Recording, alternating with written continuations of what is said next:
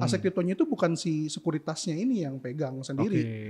Mereka cuman pegang 30% maksimal. 70% yang majoritinya itu kita yang pegang, ICC yang pegang. Kita harus pastiin selama nasabahnya itu nggak mau jual atau nggak mau tarik, ya kita jaga ini, jangan sampai ada yang bisa mencuri asetnya. Tapi begitu ada customer yang butuh, misalnya dia mau tarik gitu ya, dipindahkan ke wallet lain gitu ya, ya kita harus memastikan prosesnya itu juga bisa real time dan tetap aman gitu. Kalau misalnya masnya nyimpen uang di bank, nah itu kan berarti buka akun gitu ya. Sekarang kalau di bank nggak harus datang ke cabang gitu kan. Sekarang ada aplikasi mobile banking gitu ya. Nah kalau kita mau akses uang kita di aplikasi bank, itu kan berarti ada username, ada password gitu ya. Nah ini sama, di kripto juga sama. Jadi kita ada aplikasi, masnya kalau mau akses ada username, ada password.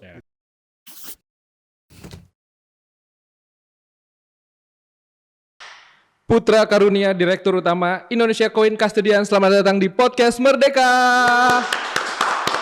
Selamat pagi. Ini podcast di tag pagi hari.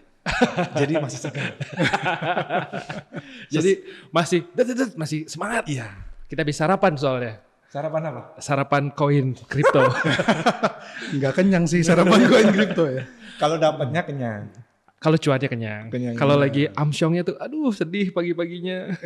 Mas Putra, terima kasih. Kita udah datang nih, Direktur Utamanya Indonesia Coin Custodian. Sebelumnya kita ingin tahu apa sih ini custodian ini gitu. Buat di kita kripto ya mulai dikenal lah, tapi custodiannya itu apa gitu. Dan hubungannya apa antara custodian, ada custodian ini di industri aset kripto itu sih. Iya. Baik. Tolong pakai bahasa bayi ya. Karena Siap.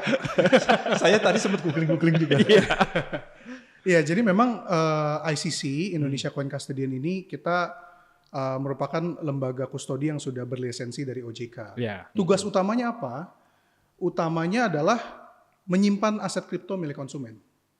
Jadi konsumen-konsumen Indonesia yang bertransaksi aset kripto di pedagang-pedagang yang memang juga dapat izin, itu aset kriptonya itu 70%-nya kita yang simpan.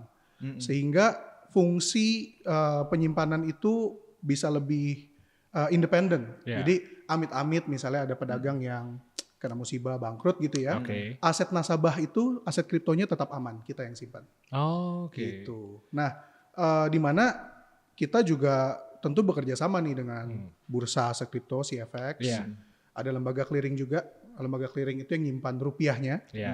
Nah, sehingga kita bisa memastikan perlindungan konsumen itu tetap aman gitu. Nah, berarti kalau misalnya pedagang itu kalau di market biasa itu sekuritasnya ya? Betul, kayak sekuritas lah kalau di saham. Ya kalau di IHSG-nya tuh di saham ya bursa efek ibaratnya sekuritasnya ya. Betul. Dan 70% aset investornya itu dipegang sama custodian. Artinya dijagain lah, bukan dipegang diambil ya. Bukan. Kita yang jaga lah. Itu artinya menambah secure pengguna kripto dong? Betul, karena balik lagi, kalau nasabah itu beli, itu kan di sekuritasnya nih. Nah, begitu dia bisa beli aset kriptonya itu bukan si sekuritasnya ini yang pegang sendiri. Mereka cuman pegang 30% maksimal. 70% yang majoritinya itu kita yang pegang, ICC yang pegang gitu. Pedagang aset keuangan digital, PAKD lah singkatannya. Betul, PAKD. Kalau di kripto, kalau di saham kan sekuritas.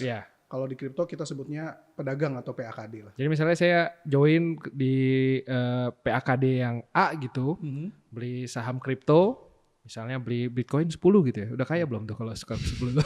Ya lumayan lah ya. Satu Bitcoin kan hampir 2 miliar ya. Gue punya 20 miliar sih. Ya misalnya gitu beli 10.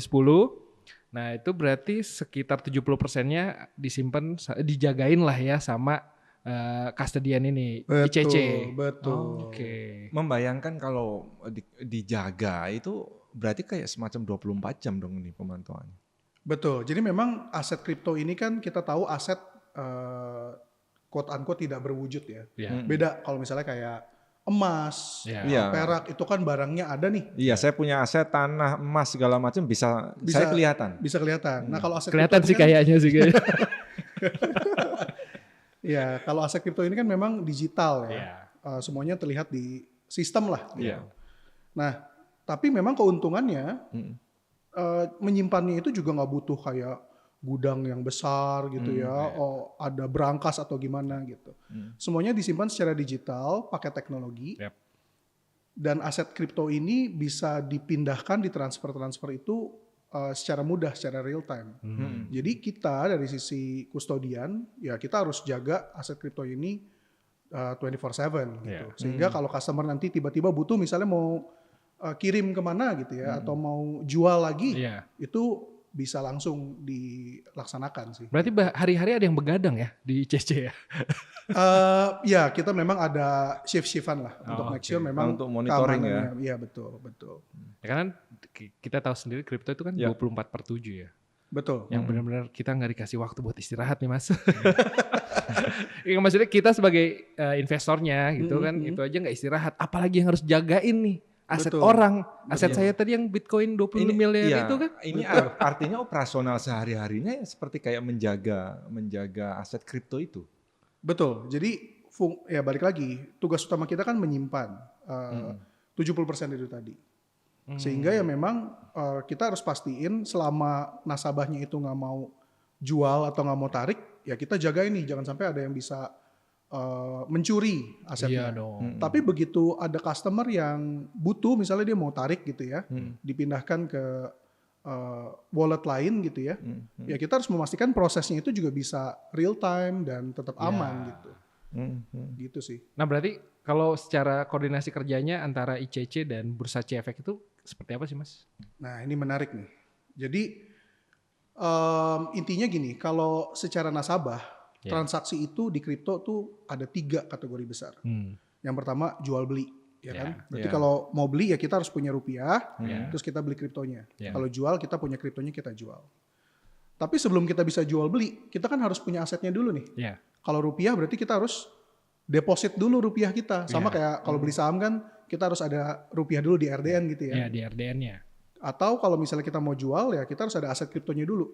Nah kalau di kripto ini enaknya kita bisa beli di tempat lain, kita pindahin ke akun kita nih di Indonesia.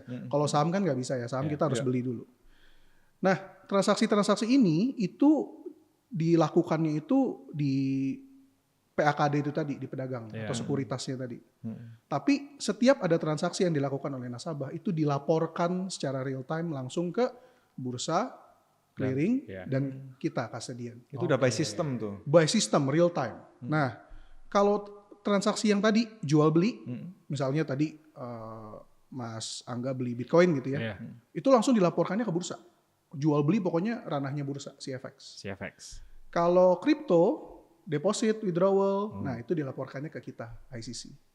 Nah, di mana semua laporannya ini nanti akan saling terintegrasi di lembaga clearing dan kita. Supaya tadi kita bisa ngitung tuh, bener nggak 70% aset kriptonya ada di ICC. Nah itu untuk perlindungan konsumen, karena kalau misalnya ternyata aset nasabah ada tadi 10 Bitcoin, ternyata yang di kita cuma 5, ya nanti kita minta pedagangnya buat top up selisihnya 2 Bitcoin itu tadi. Ya tujuannya untuk memastikan perlindungan konsumen. Meyakinkan konsumen itu kan nggak gampang, walaupun soal tadi penjelasan soal keamanannya itu ya sudah by system gitu. Tapi itu kan untuk meyakinkan konsumen, ini aman loh gitu. Gimana cara ICC-nya? Kan ada istilahnya gini, di Indonesia banyak orang pinter, saking pinternya bisa ngambil duit tuh banyak. Iya, betul. Jadi memang tentu ICC dalam menyimpan aset kripto itu kita pasti best practice keamanan kripto itu seperti apa. Jadi memang ya ini saya coba jelasin secara lebih friendly buat awam ya. Buat teman saya nih biar. Habis ini dia mau buka rekening kripto. Berapa koin? Banyak. Gimana Mas? Jadi kalau misalnya Masnya nyimpen uang di bank, nah itu kan berarti buka akun gitu ya. Sekarang kalau di bank nggak harus datang ke cabang gitu kan. Sekarang ada aplikasi mobile banking gitu ya. Nah, kalau kita mau akses uang kita di aplikasi bank, itu kan berarti ada username, ada password gitu ya. Nah, ini sama. Di kripto juga sama. Jadi kita ada aplikasi, Masnya kalau mau akses ada username, ada password gitu ya. Dan nggak cuman itu, tentu supaya lebih aman lagi ada layer keamanan yang berlapis, misalnya ada 2FA gitu ya, atau kalau di bank kan ada OTP gitu ya. Nah, kalau di ICC itu kita untuk menyimpan kriptonya itu kita pakai yang namanya cold wallet. Cold wallet atau wallet dingin gitu ya. Dompet dingin. Dompet dingin itu tebel isinya. Nah, apa bedanya? Jadi kalau cold wallet ini ibaratnya passwordnya itu tadi itu nggak terkoneksi dengan internet. Semuanya offline. Gitu. Ada yang pakai kayak semacam flash disk gitu ya, dicolok. Ada juga yang pakai handphone yang benar-benar nggak koneksi ke internet, kita scan QR dan segala macam. Yang tujuannya memastikan bahwa keamanan dari kripto yang ada di dalam itu sangat aman. Karena kalau kita terkoneksi internet kan balik lagi itu gampang banget lah hacker-hacker yang udah canggih-canggih pakai internet tinggal kirim email phishing, kena phishing, hilang gitu. Nah, ini kalau di kita pastiin lewat teknologi yang kita sebut sebagai cold wallet itu tadi. Gitu. Nah, berarti karena ini aset digital kan penyimpanan tadi ada cold wallet, terus ada istilahnya hot storage. Itu apa itu Mas? Hot storage itu sama juga bagian dari keamanan. Kalau kita nyimpen data itu kan kita bisa nyimpen di server gitu. Betul. Misalkan. Nah ini aset kripto disimpan di mana? Di gudang enggak? Di ini apa? di mana gitu? Nah exactly. Jadi sebenarnya kita bisa menganalogikan aset kripto itu disimpannya kayak di server juga. Cuman server ini terdesentralisasi pakai blockchain. Ya ini kan kripto itu kan underlying teknologinya blockchain. Blockchain ini apa ya sebenarnya? Ya server itu tadi. Cuman servernya ini nggak cuma simpan di satu server, punya satu perusahaan terus di backup kayak bank gitu ya. Enggak. Servernya ini terdesentralisasi. Yang kita sebut sebagai miner atau penambang. Nah itu mereka yang ngejalanin sistemnya. Nah balik lagi tadi yang hot storage. Kalau hot storage ini sama dompet kripto juga. Cuman ini berarti dompet panas nih kalau ini nih. Dompet panas, kenapa panas? Karena terkoneksi ke internet. Karena ada cold storage, ada hot storage. Sama ya cold wallet atau hot wallet itu hampir sama lah ya. Betul, sama. Ya, yang membedakannya apakah dia terkoneksi ke internet itu tadi atau enggak. Trade-off-nya apa sih? Kalau terkoneksi ke internet itu lebih otomatis perpindahannya. Karena semuanya udah by system. Cuman memang security-nya aman, tapi ya masih lebih tinggi risikonya karena balik lagi terkoneksi ke internet. Kalau di ICC itu kombinasi keduanya berarti? Kalau kita so far full, kita cold. Full? Iya, jadi yang disimpan di kita itu kita simpannya semua di cold wallet ya untuk memastikan keamanan itu tadi. Jadi nggak ada internet bisa masuk lah di situ, jadi aman. Nggak ada. Betul. Kalau mau masuk, assalamualaikum. Mau ngambil bang, Oke. Saya lanjut soal ini, Mas Putra. Ini kan Indonesia itu penduduknya banyak banget ya. Ngomongin kripto itu kan ya walaupun sudah ada beberapa tahun dalam belakangan, tapi kan terus berkembang. Dan tahun ini OJK akhirnya udah mulai buat regulasinya. Betul. ICC ngelihat perkembangan kripto di Indonesia itu gimana sih sekarang? Jadi memang kalau kita lihat ke belakang ya, sebenarnya aturan terkait aset kripto di Indonesia itu sebenarnya udah mulai dari 2018. Waktu itu memang diatur di bawah Bapepti ya. Itu suatu institusi di bawah Kementerian Perdagangan waktu itu. Jadi aset kripto itu dilihat sebagai komoditas. Ya, untuk bisa ditransaksikan gitu ya. Masih komoditas istilahnya. Komoditas, betul. Baru di Januari tahun ini 2025. 10 Januari tepatnya itu regulasinya itu transisi dari Bapepti ke OJK. Sehingga aset kripto ini udah dilihat sebagai aset keuangan. Bukan sekedar komoditas lagi gitu ya. Nah, tapi kalau kita lihat perkembangannya itu memang dari tahun ke tahun kita lihat jumlah pengguna aset kripto ini semakin meningkat di Indonesia. Data terakhir kalau nggak salah sekitar 18 juta orang gitu ya. 18 juta pengguna. Yang mana kalau kita lihat sebelum ke 18 itu ada progres tiap tahunnya agak lumayan tinggi nggak? Iya, kalau nggak salah sebelumnya sempat di 15 juta, bahkan tahun sebelumnya sekitar 12 juta. Jadi ya kalau kita bandingin dengan pengguna di saham ya bisa lebih tinggi gitu ya. Berarti grow-nya sekitar 20-30% ya per tahun? Betul. Puncaknya memang waktu COVID ya. Kalau kita lihat di global juga waktu COVID mungkin orang bingung gitu di rumah mau ngapain. Berarti kebanyakan karena nggak keluar-keluar. Bener, nggak bisa jajan, nggak bisa traveling. Nah mereka pakai buat mencoba transaksi kripto. Nah pada saat itu lumayan tuh adopsinya, terutama di global ya itu meningkat. Nah kalau kita lihat di Indonesia juga meningkat, apalagi Indonesia merupakan salah satu negara yang menurut saya paling maju lah dalam meregulasi kripto. Terbukti dengan adanya aturan khusus untuk meregulasi perdagangan aset kripto di Indonesia gitu. Kalau kita bandingin sama negara-negara tetangga gitu ya, Singapura memang ada, Malaysia setahu saya belum mengatur secara spesifik. Ya kita yang paling berani, bahkan diaturnya tuh spesifik, ada bursanya, ada clearingnya, ada custodiannya, ada sekuritasnya gitu. Kalau kita ngelihat di negara lain, misalkan di Asia Tenggara aja belum selengkap itu ya. Betul. Ada bursanya, ada custodiannya. Bahkan gitu. di global. Di global jadi kalau kita lihat di global yang ada bursa clearing custody untuk kriptonya itu ya di Indonesia. Loh, kenapa itu kalau buat Mas Putra lebih keren atau kayak kok jadi diatur-atur karena mindset kripto di era COVID ya. Ini kebebasan gitu. Tapi ketika kok jadi diatur-atur sih, kalau Mas Putra gimana ngeliatnya? Oke, kalau saya melihat memang pada awalnya semangatnya kripto itu desentralisasi dan segala macam, people power gitu ya. Tapi as time goes by, apalagi di global nih ada beberapa kejadian besar ya. Kalau kita lihat setelah COVID itu ada kejadian salah satu bursa kripto terbesar namanya FTX. FTX. Itu ternyata fraud gitu ya, karena fungsi semuanya ada di mereka. Akhirnya banyak pengguna kripto tuh sadar bahwa bagaimanapun regulasi itu dibutuhkan. Harus tetap ada. Harus tetap ada. Yang kita lihat makanya di Indonesia waktu kejadian fraud FTX itu juga impact-nya nggak terlalu besar. Nggak terekspos di Indonesia gitu.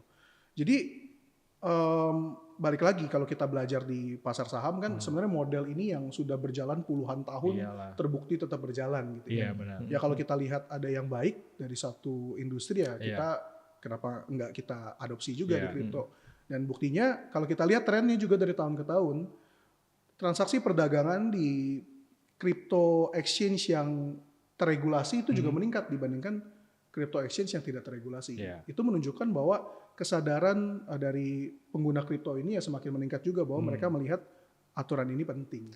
Gitu. Indonesia jadi pionir atau apa ada yang kurang ya? Atau dalam perkembangan kripto sekarang ini, Mas Putra ngelihatnya apa yang perlu harus dikembangkan lagi dari sisi teknologi misalkan?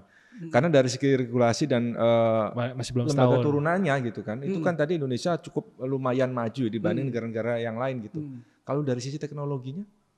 Baik, kalau kita lihat sebenarnya dari sisi teknologi sudah cukup baik ya. Maksudnya ya apalagi kita sebagai lembaga custody, ya tentu kita udah menerapkan best practice lah untuk bagaimana kita menyimpan aset kripto.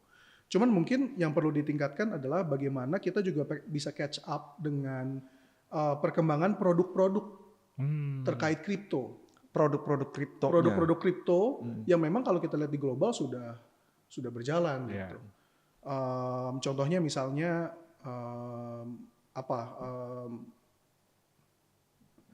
saham-sahamnya. Ya, jadi misalnya contohnya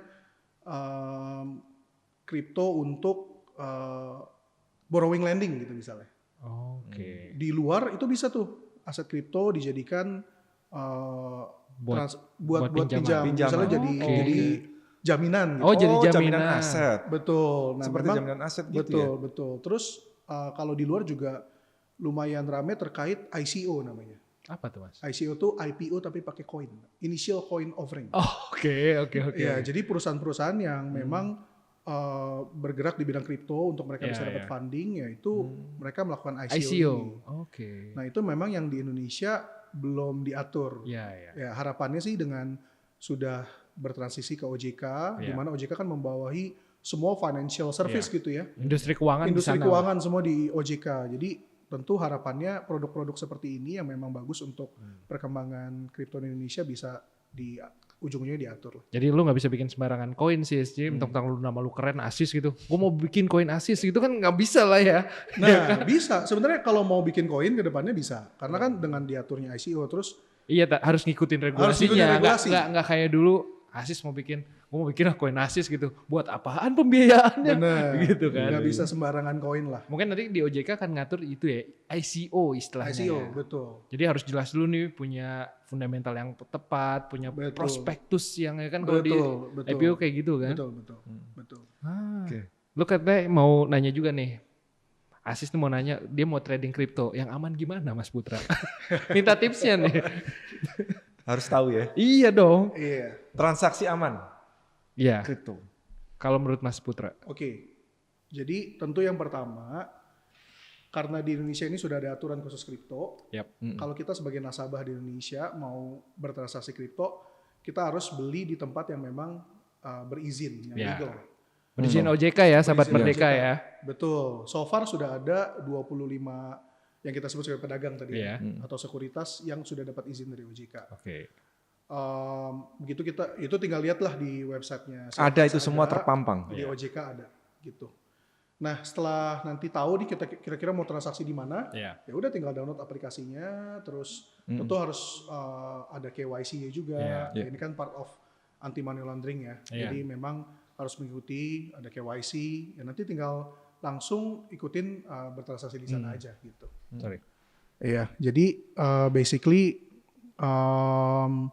pilih tempat-tempat yang memang sudah memiliki lisensi dari OJK. Gitu. Okay. Kalau tidak ada lisensi OJK itu banyak juga memang. Ya, masih banyak teman-teman yang belum legal nih. Betul. Karena gini, teman-teman tongkrongannya juga nih kayaknya. Jadi memang aset kripto itu kan aset global ya. Kalau kita tahu kan aset kripto yang paling terkenal itu Bitcoin. Bitcoin ini sebenarnya bisa di banyak tempat yang menawarkan untuk jual beli Bitcoin gitu ya. Dan karena ini asetnya digital, terus platformnya semua terkoneksi internet, ya dengan mudah orang-orang pengguna kripto tuh sebenarnya bisa beli di tempat-tempat yang ya sayangnya ilegal gitu. Ya tentu ini part of misi kita juga lah dari sisi ICC bersama dengan CFX gitu ya. Bagaimana mengedukasi nasabah-nasabah di Indonesia terutama untuk tetap bertransaksinya itu di platform-platform yang legal, yang berizin OJK. Karena dengan kayak gitu bisa dipastikan perlindungan konsumennya itu tetap berjalan dengan baik. Karena kan kalau transaksinya misalnya di crypto exchange luar gitu ya, ya itu kan susah juga ya untuk kita bisa memastikan security-nya gitu. Jadi seharusnya bangga dong nasabah atau investor-investor kripto di Indonesia tuh, Indonesia udah duluan, udah lebih advance. Betul. Punya regulasi. Betul. Punya kustodian yang mengamankan, ada bursa CFX yang dan ada pedagang-pedagang atau sekuritas kripto yang OJK. Seharusnya kita lebih bangga itu kan. Betul. Kalau ilegal sih urusan masih muda aja Ji. Masih muda sih masih suka yang ilegal. Jangan dong. Tapi tadi kan kalau itu disebut secara umumnya itu ya harusnya mengikuti banyak aturan. Tapi tantangannya Mas. Kita ngomongin tantangan nggak mungkin dong sebuah produk itu nggak ada tantangannya gitu. Kayaknya mulus-mulus aja. Iya betul. Jadi memang kalau kita lihat di global ya, aset kripto itu sebenarnya kalau kita lihat Bitcoin ini yang pertama, itu sebenarnya udah dari 2008 pertama kali muncul. Berarti kurang lebih udah berapa? 17 tahun. Wow, udah teenager. Iya, cuman kalau di Indonesia kan baru 2018 mulai diatur ya. Nah tentu perkembangan teknologi seperti ini yang kita tahu manfaatnya banyak.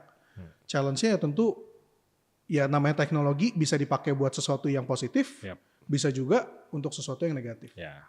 Nah bagaimana kita bisa mengedukasi masyarakat terutama di Indonesia ya, untuk bisa bertransaksi aset kripto itu dengan aman, tapi di satu sisi juga mereka sadar bahwa memang ini ada risikonya, ada sesuatu yang harus dipelajari lebih lanjut, nggak serta-merta menjanjikan profit yang fantastis gitu. Karena bagaimanapun ini suatu instrumen aset keuangan yang tentu ada risikonya, harganya bisa naik, bisa turun. Ya kayak semalam aja kan kripto lumayan turun ya. Cuman ya basically itu sesuatu yang wajar gitu karena ini kan suatu aset. Karena kalau di media sosial itu bicara kripto gitu, top of mind-nya kita banyak itu selalu bilang bikin cepat kaya. Iya kan sempat rame di situ gitu. Betul. Main kripto cepat kaya. Ya itu dia makanya. Jadi tentu hal-hal seperti itu kita kedepannya harus jaga juga. Jangan sampai namanya investasi itu pasti ada risiko. Risiko itu kan nggak cuman harga naik, harga turun juga suatu risiko gitu. Sama kayak aset kelas yang lain lah kayak saham misalnya.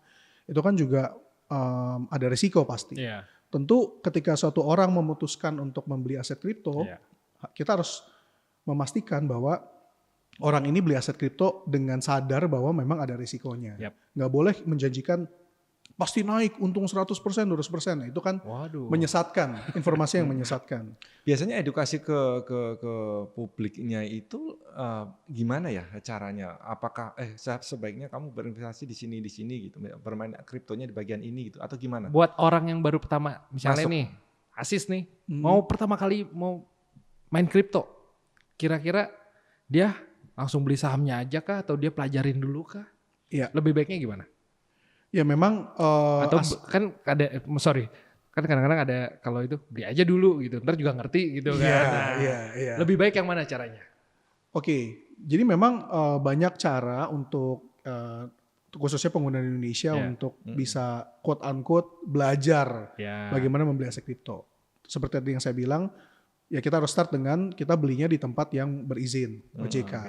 Banyak kok pedagang-pedagang atau sekuritas ini yang di aplikasinya itu nggak cuma bisa jual beli, tapi banyak juga edukasinya gitu. Ada konten-konten, bahkan ada YouTube juga kalau kita mau belajar secara visual bagaimana transaksinya dan segala macam.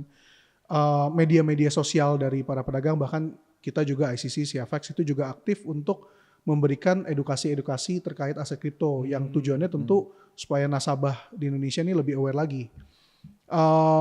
Bebas sih, maksudnya mau coba beli dulu sedikit gitu ya, atau research dulu. Ya basically harus pastiin bahwa setiap keputusan kita bertransaksi aset kripto itu kita udah tahu lah risikonya apa, positifnya apa. Jadi nggak cuma ikut-ikutan orang doang, nanti tiba-tiba FOMO gitu ya, tiba-tiba rugi, trauma. Nah, padahal sebenarnya kalau kita lihat potensinya besar gitu. Gitu sih. Tapi sebenarnya kalau investasi, ya investor tuh lebih baik tahu resikonya karena dia akhirnya bisa mengukur kan sejauh mana resikonya. Gitu Betul. Kan. Gitu sih, jadi siap-siap jual tanah ya kita. Nah itu jangan tuh, jadi pastiin yang kita pakai untuk berinvestasi juga uang-uang yang quote unquote dingin lah. Kita udah belajar cara aman gitu. Kok nyuruhnya yang salah ya? Biar ada klarifikasinya kayak gitu. Betul. Terakhir Sis. Soal industri kripto ini kan sebenarnya tahun 2025 ini kan usernya cukup banyak ya. Ada sekitar 17 sampai 18 juta. Untuk proyeksi 2026 ini perkiraannya gimana Mas? Outlook-nya untuk 2026 aja. Kerennya gitu. Outlook-nya gimana nih 2026 nih? Kripto di Indonesia. Pakai istilah ekonomi itu outlook. Sorry wartawan ekonomi gue. Ya jadi kalau kita lihat memang kripto itu siklus 4 tahunan biasanya. Kalau dari sisi volume transaksi ya, itu memang biasanya tuh 4 tahunan dia naik terus turun, naik turun. Nah kebetulan memang kalau kita lihat ke belakang historis, secara historis, 4 tahunannya itu di tahun depan nih, biasa berbarengan sama Piala Dunia gitu ya. Biasanya turun gitu. Biasanya turun. Iya. Cuman kalau dari sisi jumlah pengguna sih mestinya sih ya harapannya kan dengan ada edukasi, marketing dan segala macam, harapannya orang yang mencoba transaksi kripto atau sudah bertransaksi kripto itu terus meningkat. Nah cuman saya sih melihat ada satu faktor pembeda lah di tahun depan ini mungkin nggak sama nih dengan siklus-siklus sebelumnya, yaitu meningkatnya adopsi dari institusi. Karena kalau kita lihat di Bitcoin, Ether di US, itu udah di-approve nih ETF untuk Bitcoin. Sehingga nasabah-nasabah institusi, misalnya dana pensiun atau hedge fund, itu bisa membeli kripto gitu. Yang sebelumnya disupport oleh retail. Nah tentu kan kalau kita lihat dari nature institusi ini kan lebih long term investasi. Jadi mungkin faktor pembedanya itu di tahun depan yang kalau kita lihat mungkin turun karena retailnya mungkin lepas spekulasi ya tapi institusinya mestinya lebih supportnya lebih kuat. Itu kalau dapat institusi sih enak banget supportnya itu. Iya benar. Jadi di Outlook 2026 kemungkinan ya karena siklus lagi agak turun tapi optimis pertumbuhan. Ada optimis pertumbuhannya. Ya. Betul. Oke, apalagi ya semoga di 2026 regulasinya kan ini masih adaptasi kan sejauh ini kan dari OJK. Betul. Jadi ya kita happy lah ada OJK turun tangan untuk memastikan investor-investor ini kayak kita nih calon investor kripto untuk aman. Iya. Untuk stabil semua regulasi mengenai kripto ada itu targetnya tahun berapa ya? Apa memang dalam dunia ini akan terus berkembang terus bertahap? Betul. Ya kalau kita lihat kan memang kripto itu secara teknologi juga dinamis ya. Banyak banget perkembangan teknologi yang recently tiba-tiba muncul segala macam. Tentu regulasi harus menyesuaikan. Iya. Karena kan kita nggak mungkin pasti itu nggak akan bisa dielakkan itu. Karena inovasi lebih dulu dibanding regulasi. Biasanya kayak gitu. Betul. Tapi saya lihat sih maksudnya regulator kita tuh juga suportif lah. Ya. Maksudnya bukan yang menutup mata terus makanya kan bahkan di OJK ada sandbox ya untuk hal-hal baru. Ya harapannya tentu bisa menyesuaikan lah dengan perkembangan teknologi ke depannya. Sip. Thank you Mas Putra. Tentu sama-sama. Buat kita happy lah ya. OJK udah turun tangan, Indonesia udah advance duluan, punya regulasi di kripto. Semoga calon-calon investor nih udah terbuka lah matanya buat investasi kripto di Indonesia tuh sekarang aman loh. Udah ada bursanya loh, udah ada OJK-nya, udah ada regulasinya. Jadi please buat yang mau terjun ke kripto, ya tadi ya bisa pelajarin dulu, bisa intip-intip dulu, bisa nonton-nonton dulu. Intinya semua sekarang udah terbuka dan terregulasi. Betul. Siap. Thank you Mas Putra. Thank you. Buat sukses terus buat Indonesia Coin Custodian. Terima kasih. Buat kedepannya semoga makin jaya. Thank you sahabat Merdeka. Thank you.